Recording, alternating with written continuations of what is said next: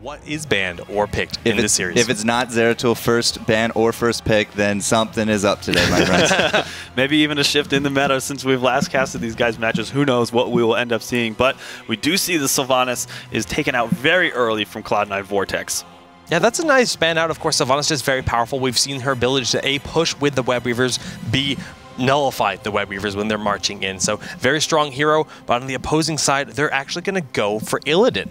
So this is actually setting up, I think, very nicely in Cloud9 Vortex's favor because we saw, Zeratul is the big first, the most popular pick for both of these teams. And now with Illidan out, I mean, a lot of the time you will see a melee for a melee. Big thing here, though, is that Kerrigan made it through the bans. That's a good point as well, but we also have to talk about the fact... Okay! Yeah, that's smart. Okay, we got to back it up a little bit. So we just casted the ESL Major League Finals in the past in the past week, but I have to say that some of the strategies that some of the teams were starting to pick up on was that Abathur was taken out. Let's talk about Abathur. Yeah, for sure. We haven't seen him yet in the draft, so let's pull up his card. We can see that he is a little bit different. He doesn't have quite as many abilities as the other heroes, but he does have the symbiote, and that is going to be a big deal, especially if paired well with a melee assassin. He's able to get, they usually have been building into the symbiote to get, it's like a hat that you throw on a hero. He is, of course, remaining in lane, but it puts so much more damage potential on those melee assassins. But you say that maybe there's not enough or not as many abilities, but that's that slide beguiles a little bit because as soon as that symbiote happens, he gets 3 more abilities, and that's the big strength right there. He can attach his might to that of another. Oh my goodness. Kerrigan getting right through. You know what? I said Zeratul is going to be a first pick, first ban here, but they've really turned the tables on this one. McIntyre is known to be one of the most fearsome Kerrigan players worldwide. He is in your face, and he lands those combos almost every single time. There's so many cool synergies that can exist, but they're also leaving Zeratul up for grabs on the side of Cloud9. Maybe. They might even run both. That would be kind of a scary thing to run for a double melee assassin. Not going to be the case here. We do see the Kael'thas is grabbed. There's a lot of damage output, and if you pair those two together, especially, like you said, if the Kerrigan's on point, landing that Impale Primal Grasp combo, that sets up so well for Kael'thas to go in with the Gravity Left and the Flame Strike. It's just so much damage. But there he is, Jester. Bam. Yeah, we were looking for that. I was kind of curious if they were actually going to take like a Jaina Uther or a Jaina Zeratul, because if it's not going to be an Uther coming up next, or it's not going to be the Jaina, that's almost for sure going to be the next ban. Yeah, and now they have the opportunity to pick up a big support if they like, or a big warrior. I don't think it'll... Oh, they're going middle of the road. for the deny. Yeah, Tazza. That's actually a really big pickup here because he's got the vision, he's got the damage, and he's got the just sustainability to get out of a lot of bad situations that Kerrigan can present. We know that Bobby Hankill loves Tazza, and I think that will be no exception for this series. He actually runs a bit of a different style. I don't know if we want to actually pull up Tazza's card so that we can talk a little bit about what his abilities are. Of course, I want to focus a little bit on the dimensional shift, and that is the ability for him to sort of go invulnerable for a short time. He's actually invisible as well, difficult to chase down. We see that oftentimes Bobby Hankill will talent into this ability in particular heavily, and this makes him difficult to chase down. When paired with the Archon, it can just put him into the back line of the enemy team so quickly, and is very scary to deal with. It really is. I mean, again, just that Swiss Army knife of a hero, but it is now time for the second bans. Tyrael, that big initiator, they don't want him as a threat to the Kael'thas in the back line. This could signal that they're looking to get the double mage composition when you remove a hero like Tyrael. Yeah, and you take away that threat, like you were talking about, the heavy aggression. Could set up, you're right, for some safe play for that backline. There it is. Yep. Yeah. If it wasn't going to be a Jaina ban here, you're going to be looking at Kael'thas and Jaina on the back of a Kerrigan. That is some supreme early damage, as well as late game, especially past those 16s. But this is also setting up complexity for, there he is, the man of faith. Yeah, the man of faith. I like that. Of course, Divine Shield is massive on Kerrigan. She has the heroic Maelstrom, which provides massive shielding on her, but a lot of the time she needs a little help getting there, and Divine Shield is one of the best ways to just stack that shielding up. Goodness, the combination, I didn't even think about this, between Johanna with the Condemn and pulling with Kerrigan with the Impale. Oh, they have a setup for really nasty combinations in team fights. If they're able to pull those off, I'm really fearing for Cloud9 Vortex at this point. All right, so Mirrodin coming in. That's going to be a really good attempt to kind of break up those combos with that stun, with the double stun, and Brightwing at the end of it all. It's, it had to come down to either the Brightwing, the Malfurion, or the Rhaegar, but the Brightwing, the Polymorph, that should help mitigate a little bit. If you can't do it on Johanna, hopefully you can do it on top of the Kerrigan and try to, again, mix up that combo. But there's another strength here, isn't there, Jake? Well, Blink Heal is a big one, right? Blink Heal can get her out of so many situations, and of course, just there's so much mobility on the team. Dwarf Toss for Muradin, Dimensional Warp on the Tassadar, and like you're saying, Tassadar plus Brightwing, the double promote, that can be quite scary. It can be, especially with that... What? Okay, sorry to cut you off there, Jester, but we do have the Asmodee picked up as the final. And this is a very, very strong combination of two heroes, and that is Johanna and Asmodee. Of course, Asmodee has a nice ability. Actually, if we can pull up his abilities, that would be great. So we can talk about one in particular, and that is the Globe of Annihilation. I want to point that out, one in the upper left. Of course, he throws out a long-range AoE ability, and if he's able to take down enemy minions with that ability itself, if you talent into it at level 1 for that Taste for Blood, it powers up the ability as it goes. All right, so something I want to point out there, we had a lot of Asmodee in the qualifiers from round 120 all the way here to the top 8. And what happens here is, since it's on Tomb of the Spider Queen, this is the map that we're looking to power up those orbs. Those Globes of Annihilation, especially early on, I'm pretty sure, nobody's contested this yet, we actually saw new world record sets for the 500 damage limit as early as 11 minutes into the game. Wow. That is massive. That is huge. And to have that strong of an ability early on in the game can really turn some of those teamfights around, especially with the Condemned to pair with it later on. Okay, we're going to look to be getting into game number 1, but first, I want you guys to get on social media, follow us at Blizz Heroes, and use the hashtag HeroesWC to get in on the conversation. We want to know, what do you guys think of that draft? Who has the stronger composition going into this? But without further ado, game number 1 is underway. The map, Tomb of the Spider Queens, the two most aggressive teams in the community. And on the blue side, that's Cloud9 Vortex. We have Bobby Hankill playing as Tassadar. We mentioned that's the hero he loves. Tazza on Muradin. Syracuse gonna be playing as Zeratul Abathur, excuse me. And then last but not least, Fan and Zixz rounding out Brightwing and Zeratul for the team. On the right side of the map, real quickly, as they are jumping in, we do have Trummel is going to be on the Asmodee, McIntyre, of course, on the Fable Kerrigan. We do have Hans is going to be on Kael'thas. Blinks is the healer of the team. He will be running that Uther. And who did I leave out? Oh, of course, Cattlepillar is going to be playing the Johanna. Cattle, just known to be that warrior of the squad. Johanna Kerrigan with the AoE of Kael'thas and Asmodee could be some pretty scary combos in this game, Kubi. Yes, I think so. And we talked about some of these talents. Most notably, it is that Taste for Blood, and that's going to really power up that Globe of Annihilation as we saw the team setting up for it there. But also, something that pairs with it is Knight Takes Pawn from Johanna, and that really is the ability to sort of do a lot more damage and pull them in.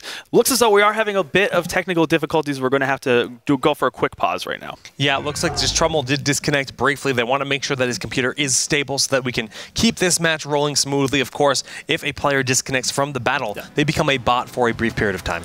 Yeah, and so we'll see what's going on with that game, see if we can try to get him back in. Ooh, there we go. Well, look at that. My wish is my command. We have some more heroes for you guys. Let's get into it. All right. Well, we do see Kerrigan in the front line, taking a lot of damage to Polymorph from Brightwing, locking her down. The Globe almost did connect on Muradin, and Fan will fall. The shield coming out, not quite enough to do the damage onto Kerrigan. We saw this in the last time we were on this map. The heavy aggression in the early game. Lots of skirmishes going back and forth, and this seems to be no exception between Cloud9 Vortex and compLexity.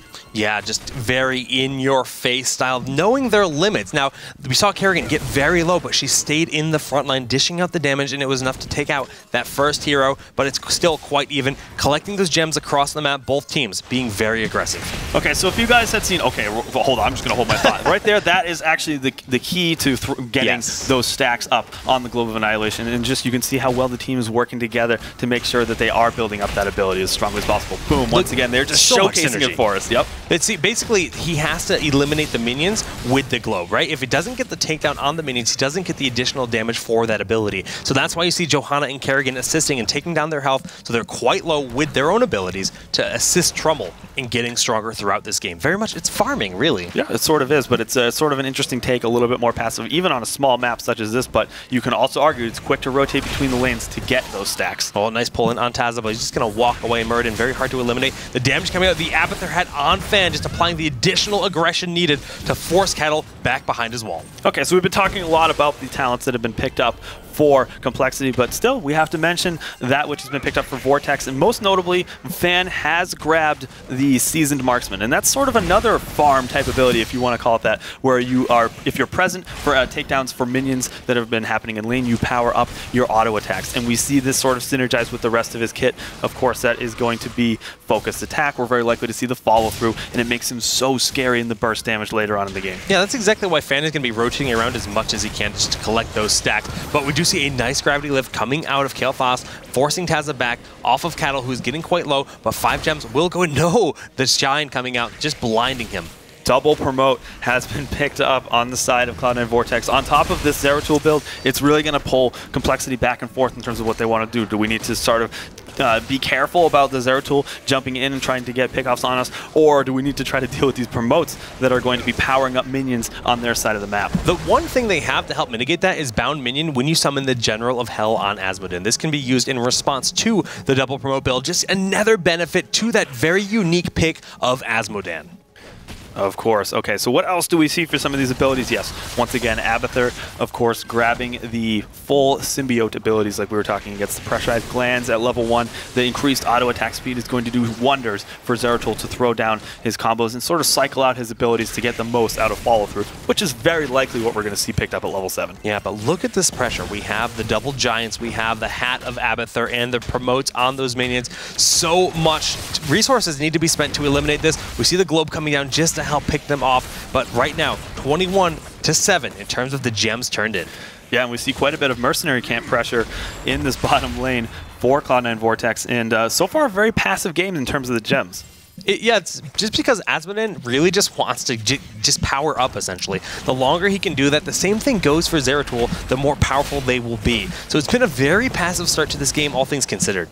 116 bonus damage thus far for Asmodee, and we're 4.5 minutes into the game. If we keep going at this rate, and honestly, it's something that only really scales up as you go past level 10 when you get the black pool to power up the globe ability. If you're able to get so many stacks beforehand, that's so much better, and that's really how we saw some of those records getting broken by some of the previous teams with Tempo Storm and Glaurung on Cognitive. Right, so let's talk about some of the cool things that can happen now. Abathur is a very weak hero that always sits behind enemy lines, but the Globe of Annihilation has such a long cast range, he could actually just start to blindly throw them out looking for Abathur where he suspects he might be, and later in this game, it's going to be to the point where it could almost one-shot him. Yeah, that gets to be very scary. And if you're starting to question your positioning behind your own gates as an Abathur, okay, a takedown is grabbed for Cloud9 Vortex. They were able to get the turn in. That's actually going to be a big deal in helping them sort of turn this around. Not to say that they're falling behind in the game necessarily, but the later this game goes on, the worse it is going to get in terms of...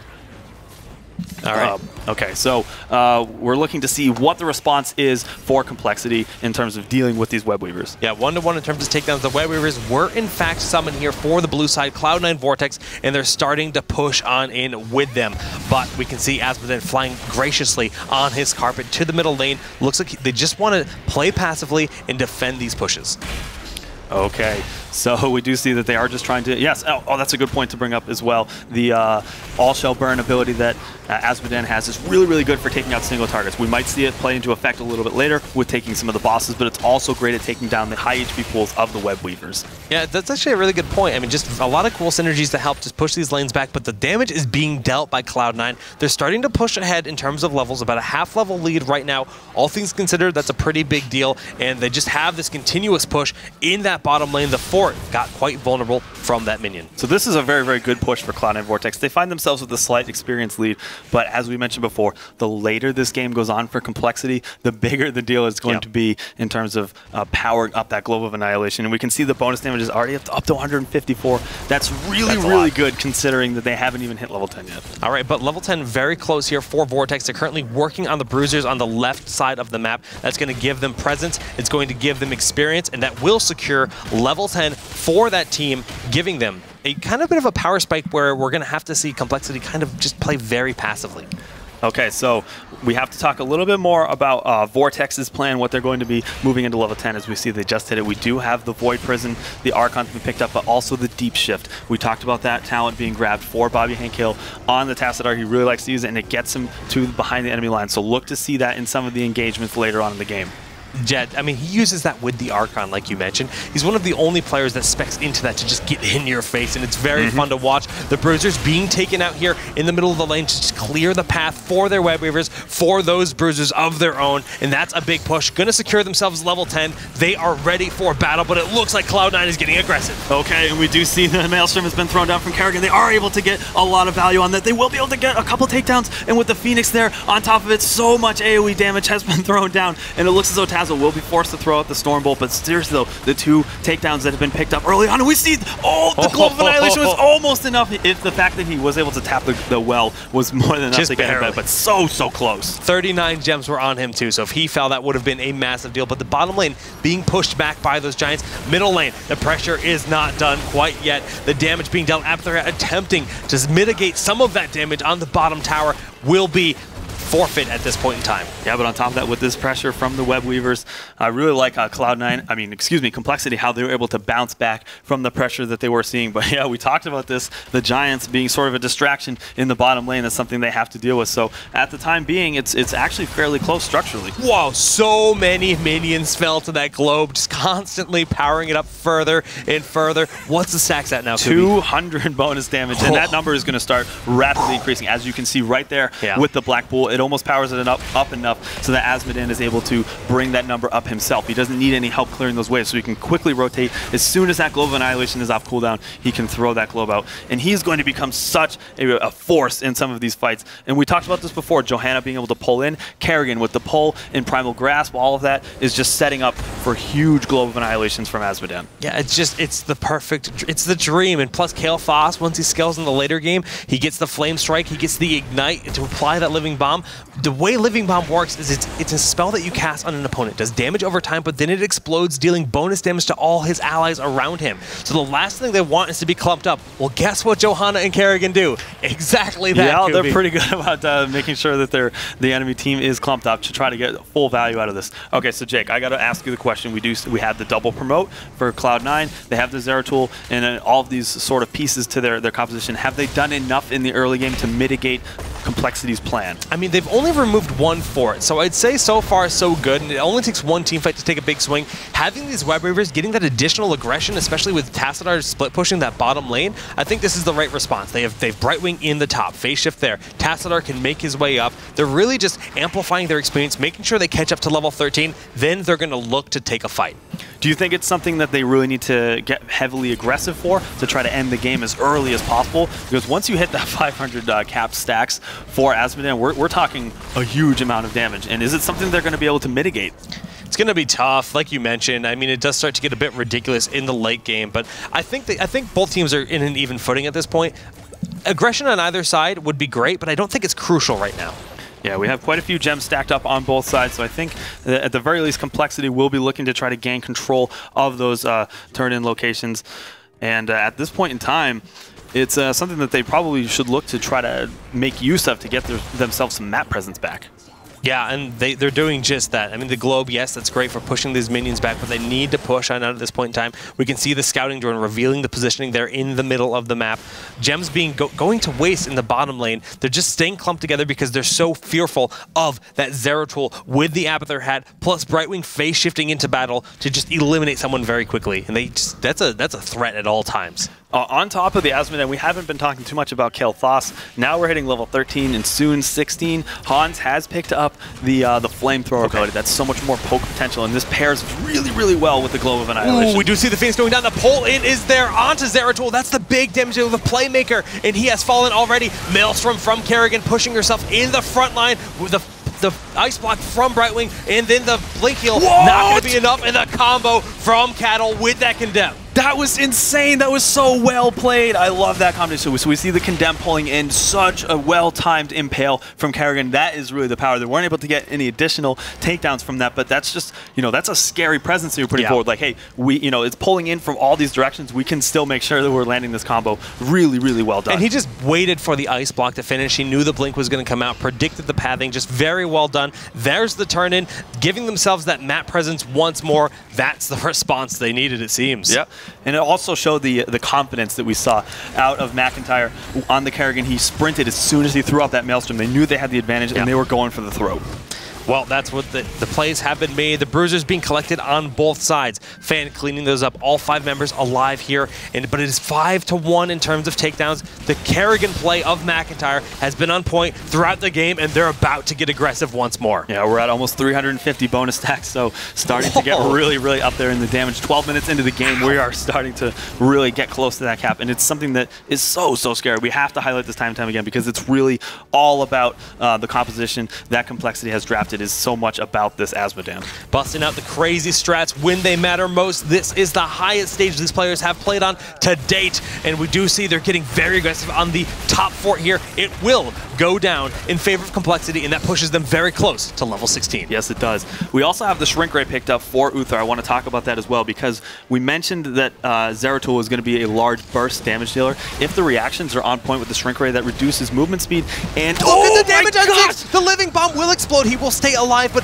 if they sync up the flame strike from long damage with Ignite at 16, that's when the peak damage does come out. It is actually disgusting. I actually reeled back in my chair the amount of damage that was just thrown out from that ability. Like, I was just like, where did their health bar go? Like, what's that? That's what we've been trying to highlight this whole time, guys, because of how strong this combination is, and something that probably will heavily affect the next draft, depending on the map, of course. And this isn't really that easy to execute. The amount of synergy they've had to get this many stacks on Azmodan, that's why it's so powerful. This is something they've spent a ton of time practicing. You see those minions, they just get evaporated when the globe hits them, and every time he does that, he's getting more powerful. Yeah, Vortex, I mean, they got 3rd in the ESL Major League playoffs, and we're talking about compLexity. They weren't even able to qualify. Hold on a second. Tazza is forced to use a dimensional shift. Look how far away he's able to get. He gets to that back line and is able to start harassing the enemy members, but look at this, McIntyre starting to push him back. We have the double Zeratul. We do see the clone does come out. The globe dishing out a bit of damage onto Muradin. A lot of heroics were spent. Everyone quite healthy. That is just a clone from Abathur, so that is not a takedown.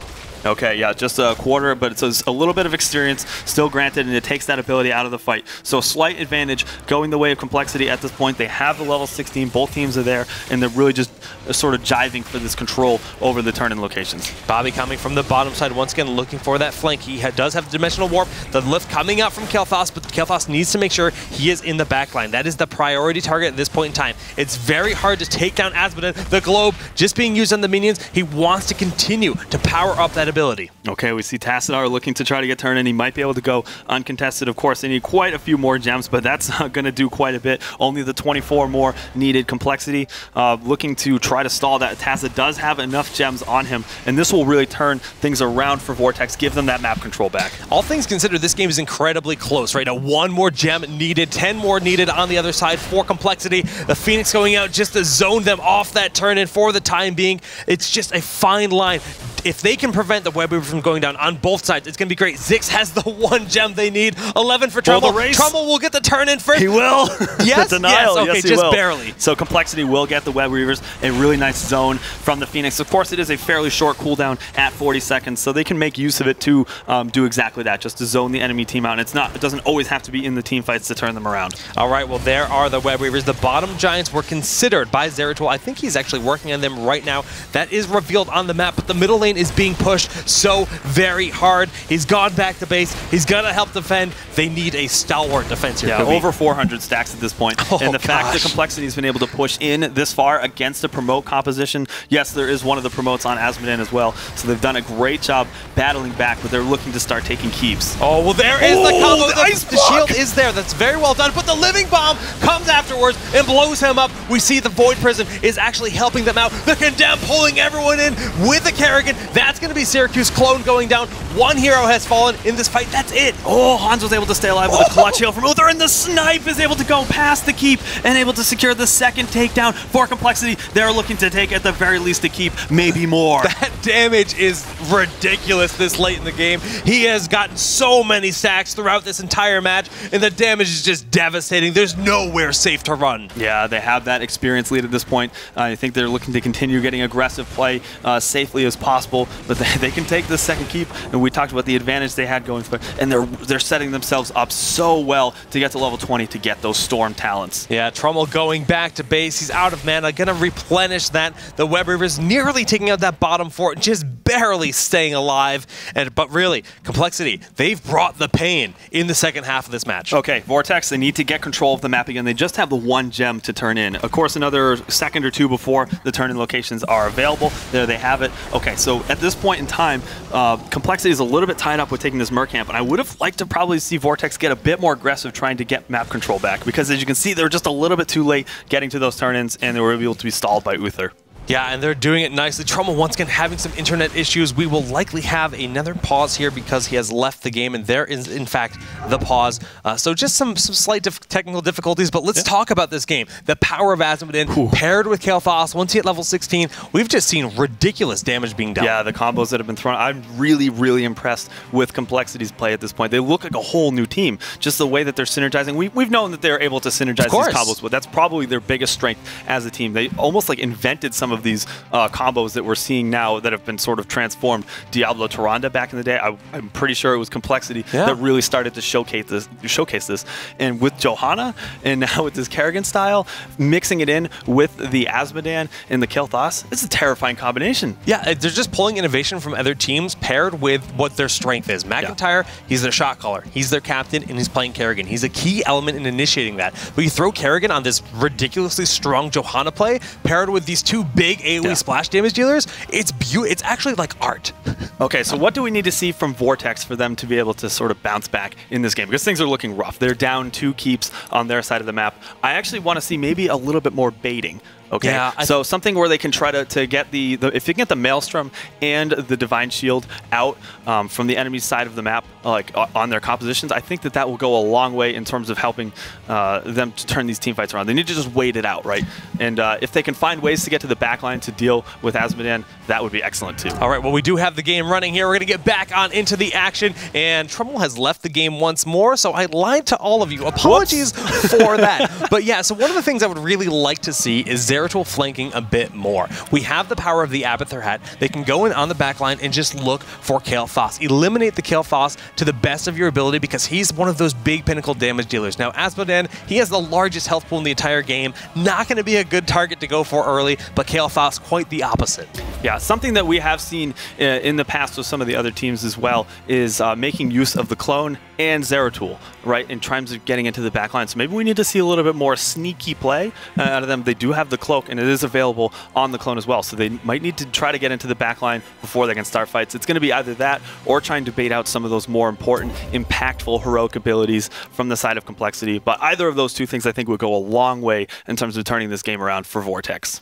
Yeah, VP, though, just ability in general, considered to be one of the strongest heroics in the entire game. That's why Zeratul, we saw that. It's their most picked hero for both of these teams when we look at just their history in this tournament thus far. The plays, though, I got to hand it to compLexity for just their response. Yeah. The burst damage, Zeratul isn't known for having a large health pool. No. And if you have 400, 500 stacks on that Azmodan plus the Flame Strike with the Ignite, full 5 Gathering Power stacks on Kael'thas, the damage output from those 2 heroes alone can be enough to just blow you up in a blink of an eye, really. Yeah, you also mentioned the Gathering Power. That's a big thing to bring up as well. If they're even able to just get 1 takedown on Kael'thas in the backline, that will do a lot to turn around because you lose 15 or 10% ability power when you are taken down and sent back into the fight. So that can do a lot, especially when you pair that up with the Globe of Annihilation on Azmodan.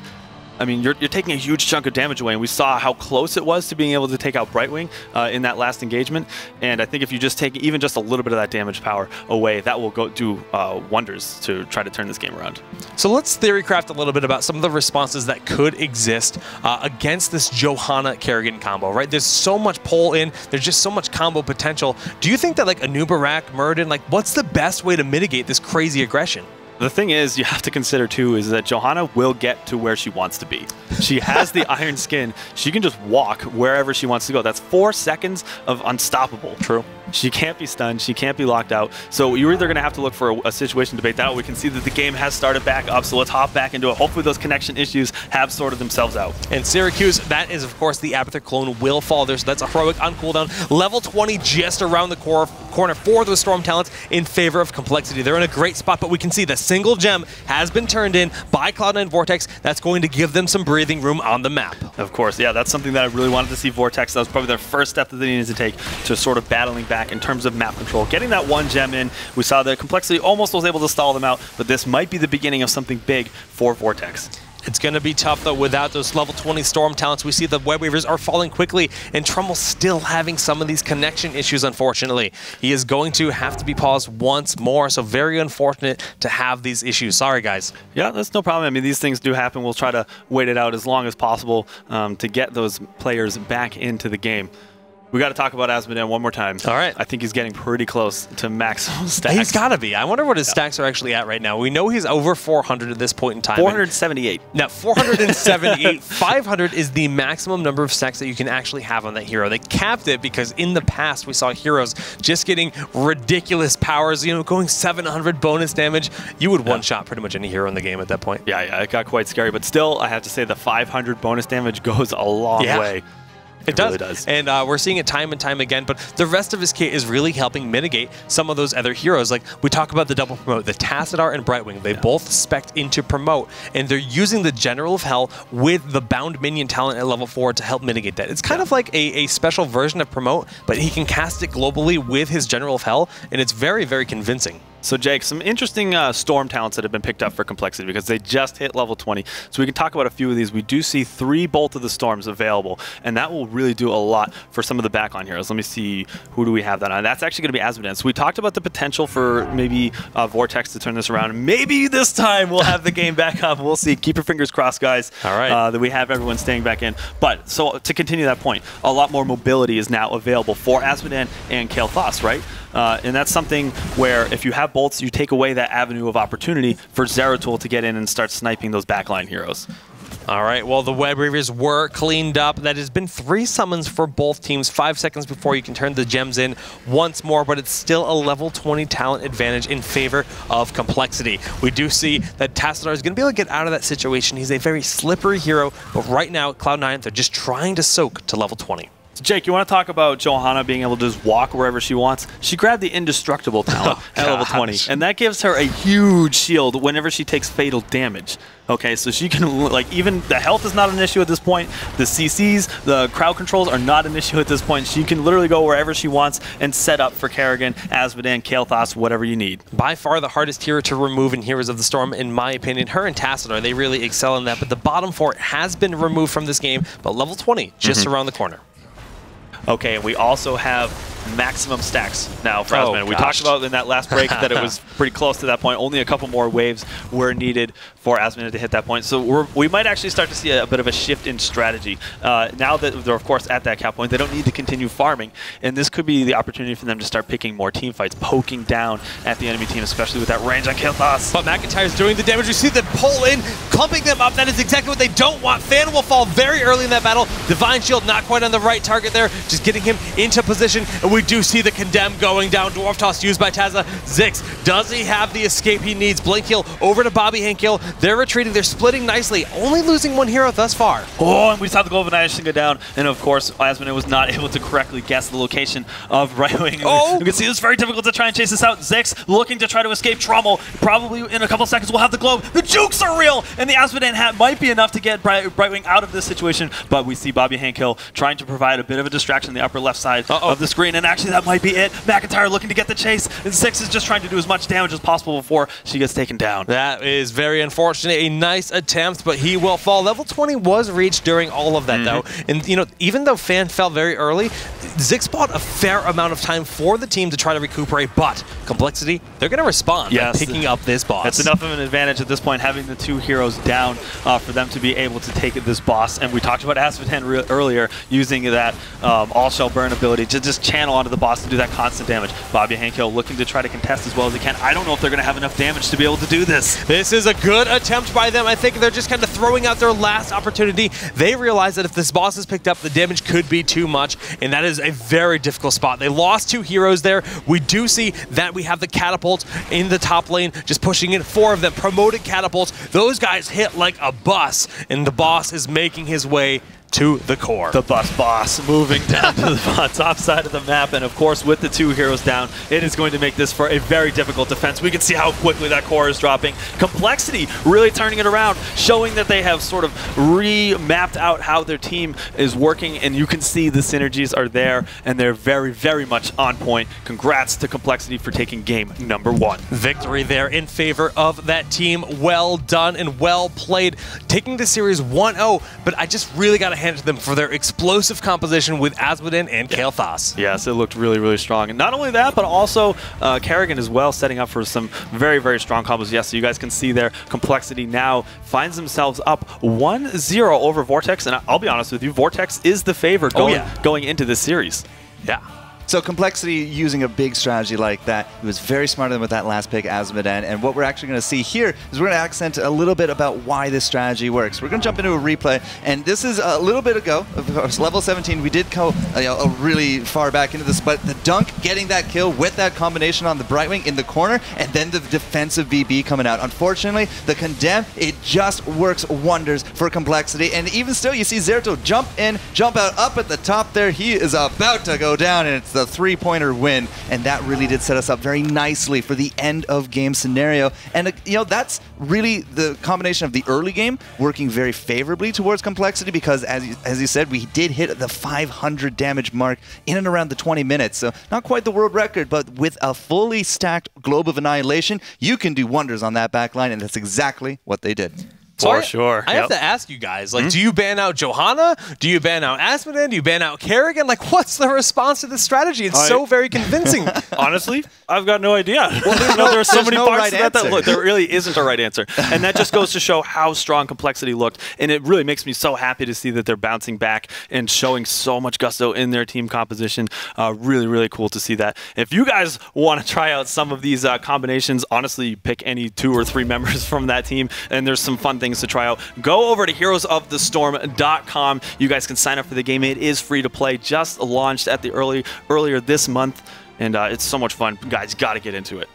Yeah, I need to try that out as soon as I get home, because seriously, you pair your Johanna with my horrible Kerrigan, and we're going to make things happen. We're going to make the plays happen. I'll bring the Azmodunks. It's something I have practiced a little bit. Ooh, there we go. Okay. Because of the qualifiers last week, it's just like, it's an explosive strat. It just works so well. So, yeah, guys, just do it. It's fun. Okay, we're going to go to a quick commercial break. We're going to get game number 2 set up between compLexity and Cloud9 Vortex. Stick around, guys.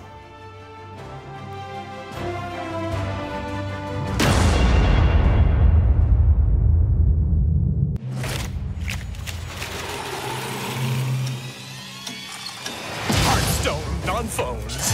Hearthstone non-phones. Now you can do battle wherever you may go. Play it here or anywhere. Just grab a phone and Hearthstone's there.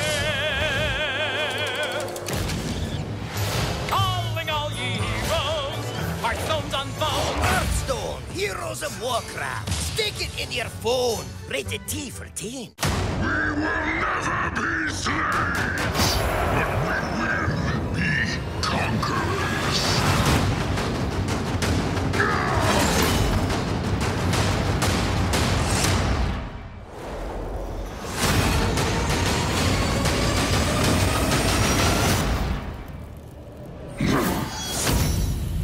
World of Warcraft, Warlords of Draenor. Boost to level 90 instantly. Available now. Rated T for teen. Come out, wherever you are.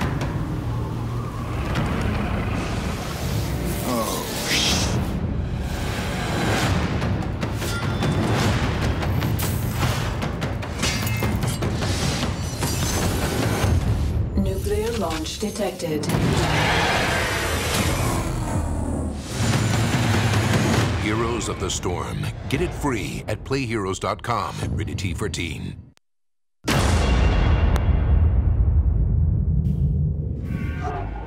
All right, guys, welcome back to the Heroes of the Storm North America June Open. We saw a very, very crazy game, one on Tomb of the Spider Queen between Cloud9 Vortex and compLexity. What did you guys think of that game? Huh? That was pretty exciting. What did I think about it? We just saw the 2 most aggressive teams in Heroes of the Storm face off on the smallest map in the map pool. Whoa. It really is a map that does lend a lot of aggression. You are right, and that is, even with the small amount of kills early, it didn't even really seem to phase the teams because the Azmodan coming into that. You really do got to change your strategy up a little bit. One dunk on a hero is still only a stack of 2. Why not go for those big juicy creep waves instead? So I'm not really too surprised after I saw the Azmodan that it wasn't going to be super aggressive because they needed time to get those stacks, but by the end of it, it paid off beautifully. Yeah, so we actually have a couple profiles that we can hop into. We know that some of these guys are really, really making plays. The first one, of course, is Bobby Hank Hill. He is the captain. That's Cameron Nelson, of course. Located up in Seattle, Washington. Does pick the Jano a lot, but I will say he's very well known for his Tassadar. And he plays guitar. That's awesome. Plays keyboard and guitar. That's pretty cool. So he's got multi-talented, played basketball. He's a musician. He's a pro gamer. He's a captain. He's actually part of that BlizzCon champions from last year on Cloud9. Yes, absolutely. And of course, we got to talk about some of those plays on compLexity. They looked really, really strong at this point. We're actually going to look at their support player, and that is Blink's Alexei Bazhenov. I'll hope that was correct. Excuse me if I butchered that one. 17 cats. What? Now that is an achievement, my friends. What? He can also take apart and reassemble a laptop in under 5 minutes. I knew I liked this guy. I grew up with cats. I work with technology. Me and him were on the same wavelength, and he plays a heck of a lot of Uther. Is that why he is so much better at Heroes of the Storm? I only have 1 cat. And maybe that's why he's on a pro team. You need to have 17. There might be something going on with that. I hope he streams because a cat herder stream is like the hypest thing ever. That sounds really epic. Almost as hype as our second map of today. It's going to be the map Dragonshire. Let's take a look. Now, if you look at this Battleground preview, Dragonshire, of course, is in fact a 3-lane map. Very standard. Of course, you have the top lane, the bottom, and the middle, and both teams will vie for those mercenary camps. Bruisers in the bottom lane, you have Bruisers in the top sides, and then Giants in the bottom as well. You can control 2 shrines, the Sun and the Moon Shrine. If you control both of them, you have the ability to capture the Dragonite and devastate the enemy team, just eliminating their fortifications. It's such a powerful resource to get that structural damage and the push in general. Yes, well said, Jake. I gotta say, it is a very, very exciting map. Jester, what do you think about these teams going into it? Well, I mean, it is one of those smaller maps there as well, so we're likely to see, again, a little bit more aggression. I will not put money that we're going to see Azmodan. It's still within the realm of possibility because of the closeness of those lanes. You can still stack some pretty decent amounts for your Globe of Annihilation, but the map is just kind of a little bit more too accessible, and at the same time, if he gets caught out of position, you could have some Kerrigans in there, the Zeratools, which are likely amongst the first picks that we're going to see coming up. So I don't quite think we'll see the Azmodan, but we're still going to see a lot of aggression because it's all about the control of those shrines. It really is. I mean, that is the name of the game. We're going to find out exactly what heroes are picked up here in the draft phase. Let's hop right on over to that. Okay, and hopping into it, of course, we got to talk about, Dragonshire. So there's quite a bit of, or I should say, a lack of space in between the middle and the bottom lanes. Of course, this provides what we sort of start to see in the competitive scene as a bit of a rotation. We will see the very safe heroes up in the top lane, and then in the bottom lane, we'll see very rotation-heavy amount of heroes. So Illidan works also very well for that because of the skirmish nature of Dragonshire, where you start to see a lot of like small battles that are happening between a couple heroes back and forth. But the ban is going to be responded with Kael'thas. Now, Kael'thas was a key element in compLexity strategy in the last game, having that massive burst damage, pairing the Globe of Annihilation with Flame Strike, then the Living Bomb afterwards, was devastating time and time again.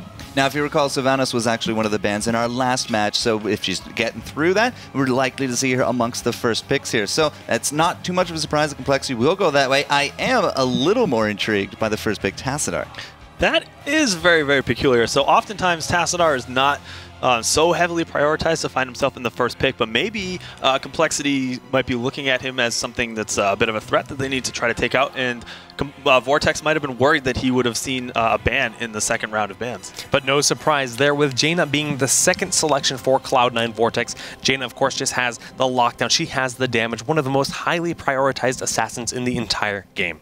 Now, at the same time, we're going to be looking at these next 2 picks. So Johanna is there from compLexity. Now, some people might say, all right, there was a compLexity Johanna pick last round. Sylvanas this time instead of perhaps one of those other area effect damage areas. But the Kerrigan comes in. And again, this is another map that does favor Kerrigan. Jumping from those bushes, looking for the initiation. I'm still not confident we're going to see an Asmo, though. Yeah, it could happen. Like you mentioned, there's a small possibility, and especially when you pair it up with the Johanna, the Knight takes pawn, the opportunities in terms of which maps you can play it on start to open up a little bit more. If you find yourself with maybe one more small AoE ability, you can rotate between the two bottom lanes. So it could happen. You're right. It's not the best of stacking maps for Azmodan, but it is a possibility, and we do see the Uther ban on the side for Cloud9 Vortex. Now, compLexity really has to think about this, but they are going to stick to banning out Illidan. They know that Cloud9 Vortex, they like the melee assassins. Fan is typically on Illidan or Zeratul, so having Zeratul banned out here for that second ban, that's pretty big because they're really just saying, look, Fan, you're going to have to come out of your comfort zone, play something else. Could this be a thrall? No. Come on, Chester. What do you mean? What do you mean is this going to be a thrall? I've seen thralls before, and you never know. Today's a new day. We've already seen double warrior comps come into this. We've seen the Asmo dunks. Could we see him comfortable on a thrall pick? I'm going to lose my brain if we do. I'm just going to lose my mind. But look at this. I think he's the Anubarak. Banning out Uther and picking up Brightwing, they're securing that top healer pick, securing themselves one of the only cleanses in the game. Nicely done. And then, yeah, Anubarak. So if it is going to be another warrior there, fans, my money would be on one of them. But, you know, we still have Tyrael available, the Dream Team. You still have Mirrodin. Flip side, though, Malfurion is going to be coming out of this one. And, again, this is the same kind of mentality we saw in the first game series. So far, it's really only the Jaina and that last pick, Jake. Okay, so that's a bit interesting. We do see the Lost Vikings grabbed. Now, if you immediately look at the Lost Vikings and you can sort of see that you're really looking to try to hold control of those temples. And actually, we'll talk about that in a little bit. But we do have Arthas grabbed for the final pick for Vortex. What? Yep. All right, let's pull up the card for Arthas because that's a very rare pickup here. That hero, of course, he is one of the big warriors. He has Howling Blast, a big lockdown. We can look Death Coil. You can use that on yourself for self-healing. You can use it on your enemies to deal some damage. Howling Blast. It's an area of effect lockdown on your opposing team. And then, of course, the Frozen Tempest. You just have literally ice flying around you, slowing and damaging your enemies. Yeah, absolutely. All right, so going into this one, I mean, we see now the card of Arthas. What we want to also point out here is the Lost Vikings. This is a very unique hero combination in Heroes of the Storm because there's not one unit, is it, guys? The Lost Vikings are 3. They are. 3 units, 3 control groups that you can be all over the place. You can actually see the card here. One of the most unique things, and you might be saying, what game did the Lost Vikings come from? They actually come from their own game back on the Super Nintendo. What's it called? Is it the Lost Vikings? Oh, it's the Lost Vikings. And of course, spin to win, jump, Norse Force, their 3 abilities make them very hard to eliminate. They can soak 3 lanes, and you can throw a single Viking into the Dragonite for just massive push potential on the map. It's a really cool thing to see done here on Dragonshire. All right, that's a good point. But guys, get on social media. Follow us at Blizz Heroes. Use the hashtag HeroesWC. Do you guys think that the Vikings is going to be a strong enough pick on Dragonshire to propel compLexity to a 2-0 victory over Vortex? Let us know. But without further ado, let's hop into game number 2 between these two teams. All right, well, on the left side, that is going to be Cloud9 Vortex as the blue team. And we have Cloud9 Zixz playing as Brightwing Syracuse on Jaina. Tazza will be playing as Anubarak, the double warrior, rounded out as Fan on Arthas. And last but not least, it's going to be Tazza. Okay, and over on the right side of the map, the team that just finds himself up 1-0 over Vortex. It is going to be compLexity. We have Blinks on Malfurion. Cattle is going to be on the Johanna. Once again, Trummel is going to be playing Sylvanas. McIntyre once again on the Kerrigan. And up in the top lane, of course, how could we forget the Vikings? It's going to be played by Hans. So there's a few crazy things we have to talk about in this match. The fact that Sylvanas and Vikings are on the same team is a ridiculous amount of push potential. Sylvanas turns towers off. Vikings can split soak lanes. It's just a massive opportunity to put a 4-man push into a single lane while the Vikings take care of the other 2. On the opposing side, we're seeing Fan play Arthas. What kind of composition, what kind of build do you think he's going to do here? I would expect probably more of a damage-oriented style build. So he's sort of lost a little bit of the tankiness or the high HP regenning style build that we used to see Arthas so much in the past. He did see some changes to his heroic Army of the Dead, of course, and doesn't quite get as much HP back from that. But maybe we're starting to see something that's a bit of a throwback to that, as we do have the Regen Master grabbed at level 1. Oh, that's actually very interesting. We're going to see his build unfold throughout this game, but right now it's going to be a very tense match. We do once again have the Johanna and Kerrigan combo, and then the Root follow-up, plus the potential of the Wailing Arrow of Sylvanas later in this game. It's scary, Kubi. It really, really is. So we do see that the shrines have popped up, of course, minute and 15 seconds into the game is when we first see that. And this is it's going to signify some skirmishes like we were talking about before. Maybe some rotations between the teams. And I'm curious to see how the Vikings really play into controlling both of these shrines. Look at this. Cloud9 already has control of 2 shrines for a brief period. You saw them channeling, but Blinks will force that bottom one to the side of the red team compLexity. Right now, Cloud9 rotating aggressively. If Blinks had stuck around any longer, he would have been in a terrible position. So you can already start to see some of the use of Hans in the top. He was able to cap the shrine and was able to continue soaking the bottom of the lane. And McIntyre is just waiting in ambush to see if Tazza gets a little bit too aggressive trying to pick off takedowns on the Vikings. I love that skin. The bat form for Kerrigan, very cool. Middle lane is going to be Anubarak just trying to keep them pushed back. The double warriors just being in the front line, using those beetles to try to soak up some of those ammunition from that tower. In the bottom lane, a battle between the supports. Brightwing versus Malfurion. Both teams just doing a good job rotating around, making sure they control at least one shrine at a time. Promote has been grabbed for Brightwing and Tazza, so we're once again going to see some of that heavy aggression push-wise, at least in some of the lanes. So that's 100% extra damage for the minion that gets promoted, but 300% extra health. It's so hard to eliminate those minions when they have that power, but Sylvanas is a decent response to it, considering that she can disable those minions with, of course, her abilities. But right now, we have Syracuse with Zixz, bottom lane. They're holding that, but there's 3 members making their way over. Johanna with Malfurion, pushing down with Sylvanas. Do they contest this? Okay, compLexity, they're just not going to back up against the promote style composition. We'd have 2 Envenoms for Sylvanas and Kerrigan, which might allow for some very, very aggressive early game takedowns, rotations between the lanes. We'll have to pay attention to that. Do you think that Arthas is actually one of the better responses to something like Kerrigan? I mean, double warrior, will that really help mitigate that push with the slow? Oh, but Tazza going to have to use that burst charge to get on out of here. The Primal Grass pulling Fan on in, but not going to be enough to eliminate them. Nice peel by the Anubarak. Sure, compLexity just walks over and says, hey, thanks for taking out the Giants for us. We'll just scoop that up. We'll get you guys to back up.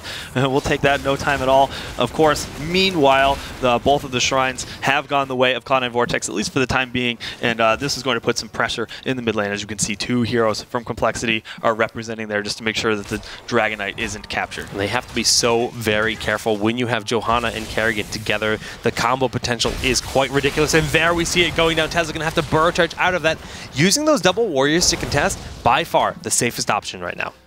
Okay, and Hans with Olaf in the top lane looking to just try to contest this shrine. And so far, we're seeing somewhat of a passive early game in terms of the shrines. And it just goes to show you how evenly matched both of these teams are, that they're not really able to get a whole map advantage at any one point. Trummel did use his Haunting Wave there, so they could have tried to get a little bit more aggressive, but they opted against that. It's just a slight time when he's a little bit more vulnerable while that is on cooldown. But we do see a lot of aggression happening in the bottom lane, just dishing out some of the damage. The ammunition has run out due to those promotes. So far, we're starting to see Arthas' build hold on. Trummel is starting to get Syracuse locked down a little bit, and he has found himself overstepping his bounds. Trummel getting quite low, but is able to use that Haunting Wave to get back to safety. Does this give compLexity control of both shrines? Are they going to be able to get Bobby Hankill off of this? Oh man, 3 Vikings hitting you with spin and win at once. That just decimated his shields in a heartbeat. Brightwing phase shifting up. I don't know if they're going to be able to capture that. No, Brightwing from Zixz going to be enough to bully them back. Okay, so I want to just continue highlighting Arthas' build, because probably one of the stranger heroes that we see picked up in this game. But as we're talking about it, maybe the Caster's Curse, he is going to get timed upon. And that's a double Envenom that you mentioned earlier. That's the power of those 2 heroes combined together, because normally they wouldn't have that much damage output so quickly. I was going to say, Arthas is building a little bit more into a sustaining style. He does have the Rune Tap picked up at level 7. He's got the Regen Master at level 1. Obviously not quite enough to get him out of trouble in that scenario right there.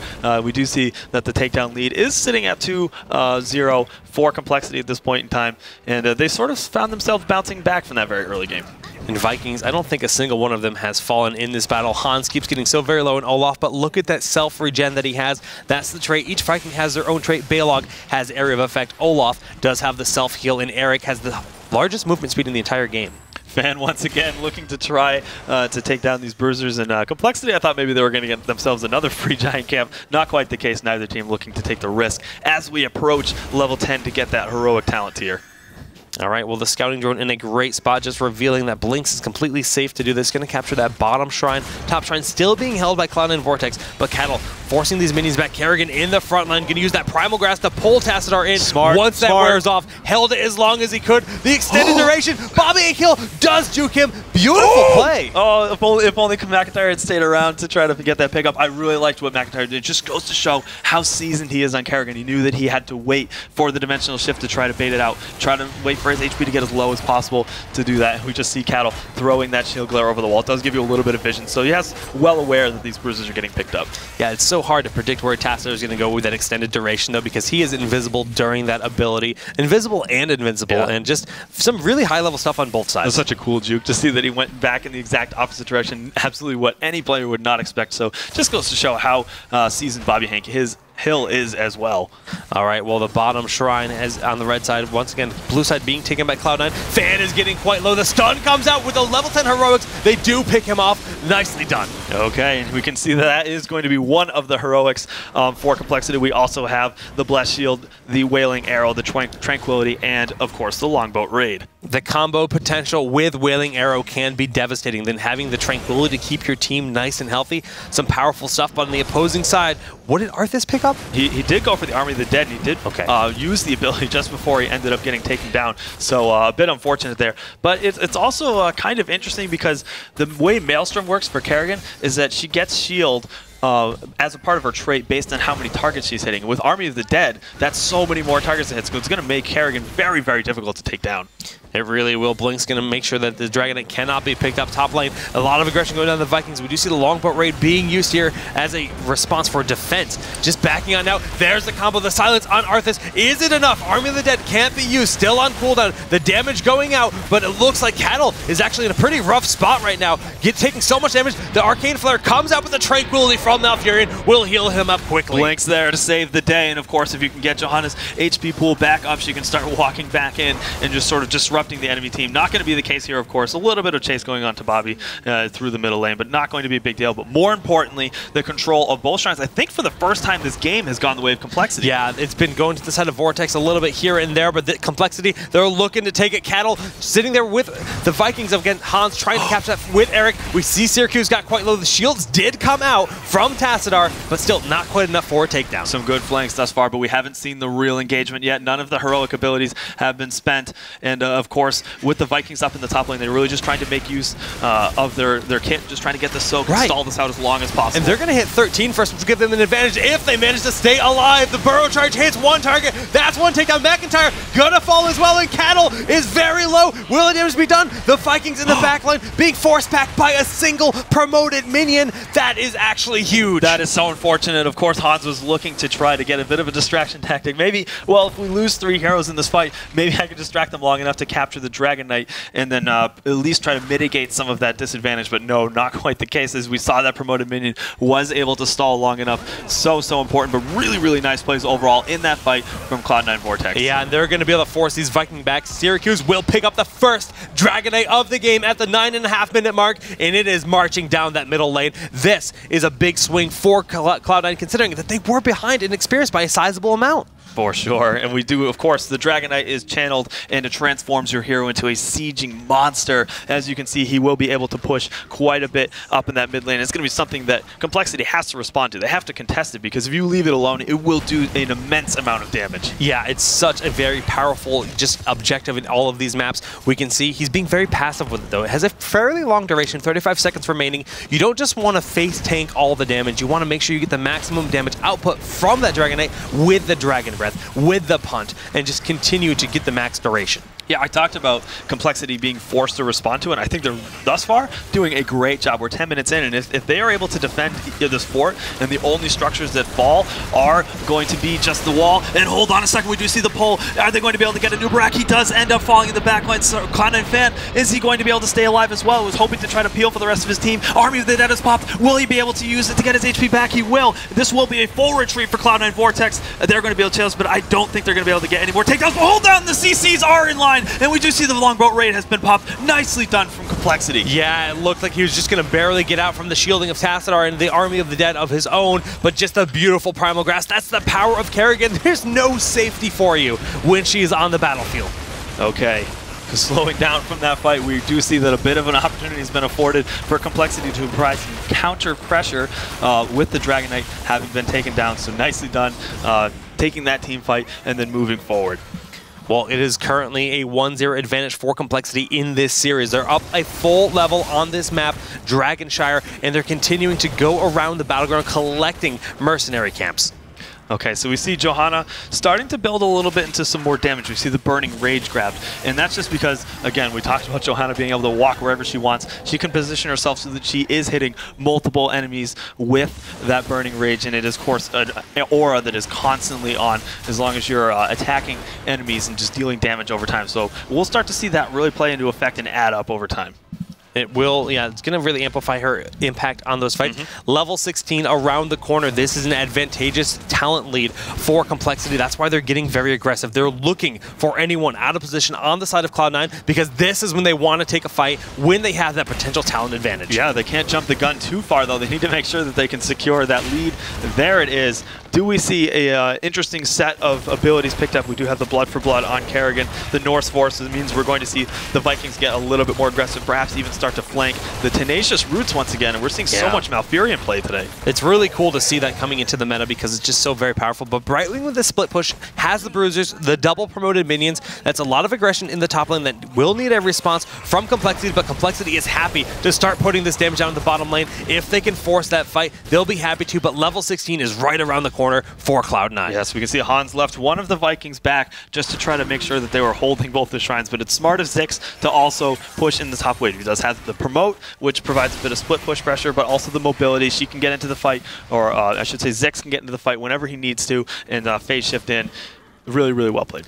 Yeah, right now both teams posturing bottom lane. Brightwing is face shifting onto Arthas in the middle right there, but there's a beautiful Impale goes down. Kerrigan in the front getting quite low. The Maelstrom trying to peel. A beautiful Willing Arrow with a big combo. This is looking phenomenal for compLexity. They're forcing Cloud9 back. Arthas is kind of secluded from his team, and I don't think he's going to be able to get out of this one, Kubi. Yeah, I think there's going to be a stun coming up. Actually, no, excuse me. Kerrigan is out, but Johanna is still able to peel for the rest of the team. We do see another takedown being picked up. Cattle looking to just get aggressive against the enemy team. Fan is out of ghouls to leech off of. He won't be able to get up. Yes, he does end up falling. The chase, I don't think will continue, but they will take that victory. A 3-2 advantage. Yeah, honestly, just really well done. Great crisis management. I thought that was going to be way more in favor of compLexity, but no, that was turned around nicely by Cloud9, but they did not capture the shrines, and that was a 3-for-2 in favor of compLexity. Sure, and it was very good heads-up play from Blinks as well. We saw the flank happening on the top side of the shrine. We saw both of the warriors sort of duking it out up there, but more importantly, Anubarak was trying to get to Sylvanas, and we saw the impact that Sylvanas had when she was able to escape that flank. The Wailing Arrow was so clutch in that fight. All right, Brightwing's being bullied back. Han's going to try to capture the Dragon Knight, and he will succeed in doing so. compLexity gets that Dragon Knight in their favor this time, and they will march across the map, doing as much as they can with this 14-minute Dragon Knight. Yeah, not only that, but it was one of the Vikings that hopped into the Dragon Knight, of course. So the two other Vikings are free to do whatever they want. They continue soaking lanes. They can be a distraction elsewhere. The only disadvantage to doing this is, of course, you can't channel the longboat raid if a big team fight pops up, but that might not even happen considering how many resources were spent in that last fight. Yeah, it's very true. Longboat, a big resource to spend for sure, but we do have a very aggressive Archon moving forward. Fan, we do have the phase shift from Brightwing. Trummel quite low, but the massive Condemn does come out. The damage from Archon forcing him out of this battlefield. McIntyre, will he be able to survive? Arcane Flare, not quite enough. The Maelstrom keeping her alive. This is looking terrible on both ends. A really, really nice job from Cloud9 Vortex to just sort of zone out McIntyre. They realize that they can keep her away from the healer and just push her out of the bottom lane of the fight and out of the sort of the AoE part. That was just a really, really good job. They need to continue doing that in the majority of the rest of the fights if they want to try to turn this around. I can't believe that nobody fell in that battle, though. I think not having the longboat raid was actually a bit of a disadvantage when it comes down to the things for compLexity, because it's just such a massive amount of damage output potential. Dragon Knight gonna expire here. Duration has just run out, and not a whole lot of damage done with that Dragon Knight. Yeah, we still see Tassadar actually was sort of split pushing the top lane, but might be setting up for a bit of a flank, and we do see the Blinks might be a little bit out of position. The Cloud9 fan is going to land the root, and he's going to pop the Ice Block, but is it enough time for the remaining members of his team to get up there to keep him alive? It is not going to be the case. He does get taken down. This might be what Cloud9 Vortex needs to bounce back. They needed that a lot. I mean, they're down a level. We're talking about level 20 next year for compLexity, and once that is reached, they'll have those Storm Talents. Cloud9 needs to strike. They need to strike now. That's why they're getting aggressive into the mercenary camps of complexity and just forcing them back on their map. Yes, take as much map control as humanly possible with this advantage, because it's been so long since they have been able to do it thus far. And yes, we're seeing exactly that in the bottom lane. They're looking to take the Bruiser camp, the only real neutral camp on the map between the two teams, and they know that they have the control to do just that. 25 seconds remaining till Malfurion is back up in action, but level 20 is right around the corner, and they might fight with that Malfurion. All right, no, they're backing out. That's a bit too much of a risk even with that level 20 advantage. Yep, so 10 seconds until he's back in, but more importantly, level 20 has just about been reached. There it is for complexity, of course, those Storm Talents, so important. More mobility for Kerrigan and Sylvanas with the bolts of the Storm, but more importantly, Malfurion and Johanna both grabbing Storm Shield. Oh my goodness, that's so much sustain that you can just, hit that key, your entire team gets that bonus shielding. Very clutch plays can happen. 15% of your HP, but we have to mention they don't stack, so we'll probably see the two abilities staggered, but having that much damage reduction over time for your team, considering the way that Vortex has been playing, getting really aggressive, trying to zone out some targets, it might be just what is needed for complexity to keep some of those clutch members alive. Oh, the flank on Zixz and a beautiful juke with the blink heal, getting out of that fight. We see he did cleanse himself, phase shifting out of battle, will not succeed in doing so. Full minute death timer on Brightwing. That was huge by complexity. Yes, a good rotation from Hans on the bottom side just to make sure that they were able to sort of cut off the escape route for Zixz in that position, but not having one of their main supports for the next 45 seconds. This could be disastrous for Cloud9 Vortex. Yeah, complexity, they're looking to be on point. Level 20 is around the corner. Level 21 almost reaching. The Vikings are splitting up across the map in attempts to grab the Dragon Knight while the rest of the team puts on so much pressure in the middle of the lane. Eric capturing the bottom shrine. We have Balog and, of course, Olaf making their way to the middle of the map. It looks like they will get that Dragon Knight. The Vikings are living the dream right now, but hold on a second. There it is, Cloud9, Bobby Hankill just doing exactly what we talked about him doing, just getting to the back line. And Cattle, he gets the shield. Is he able to stay alive? Yes, I think so. And now we find that Bobby Hankill might be in a precarious position, but no, he's got the deep shift. He just goes wherever he wants. He's able to get out. But more importantly, while all of this was going on, we have the Dragon Knight that has been picked up. Kubi, the Storm Shield staggered there. We talked about that. Yeah. That's why they were able to live through that. Just really, really nicely timed Storm Shields. The other Vikings, they will now rejoin the battle. They just had a coffee break, and we do see the middle keep will be falling here for Cloud9 Vortex. This is a really big moment for Cloud9. Oh, for sure. I don't think that they're looking to try to end the game at this point in time, but they know that they have a great opportunity to put a lot of structural damage forward. All right, well, they're just making sure they play safe. If you lose a team fight here, it could be disastrous on either side. So they're just making sure they're in a comfortable zone for their team fights. While their heroics are on cooldown, they're not going to feel too confident to take a big team fight. They have backed up quite a bit, I must say. Very peculiar. I thought maybe it was an attempt to choose the moment in which the Dragon Knight goes down to try to get a good leap on capturing the mercenary camps. It doesn't seem to be the case. Maybe they're just looking to recompose themselves and get the team back together, try to replan how they want to approach taking down Vortex. Yeah, they're just rotating together, staying as a team of 5, pushing back those minions, but both teams do have their level 20 Storm Talents. What do we have on the side of Cloud9 Vortex? We do actually have 2 Hardened Shields. It's going to be a big deal for Arthas and Anubarak. That means they can absolutely get quite a bit more aggressive, and when you consider Anubarak, he's really just like in the face and is able to do so much damage in that sense. But we do have another engagement. Rooting the Archon has been popped, but the pull is going to be good, and they are able to take down the Jaina really, really quickly. 2 takedowns very quick, and that is going to be their big heals and, of course, their big damage, and that's going to make it so difficult for Vortex to turn this around. This might be enough of an advantage for them to push in and win the game. I think so, Kubi. The Wailing Arrow was perfect right there. It just prevented Brightwing from being able to blink to safety, and that just picked them up that second takedown, pushing down this middle lane. The cape has already been removed. They're going to go straight to the core to try to end it. This defense is not going to be easy, but with that combo potential, Tazza is forced back, and the roots come down onto Fan. They're doing their best to stay alive, but 5v3 is so very difficult. Fan's actually getting a lot of value with that Hardened Shield, and of course his Army of the Dead sort of leeching the HP back, and they will be able to pick up the kill onto Anubarak, and then Fan is the only remaining member of Cloud9 Vortex to try to get this defense. We see the roots are thrown down, but the core is falling. It's already down to 70%. The Vikings did go down to that battle. McIntyre just blinking over that core. The damage is being dealt in Game 2, a 2-0 victory in favor of complexity. GG. Wow. I have to say that was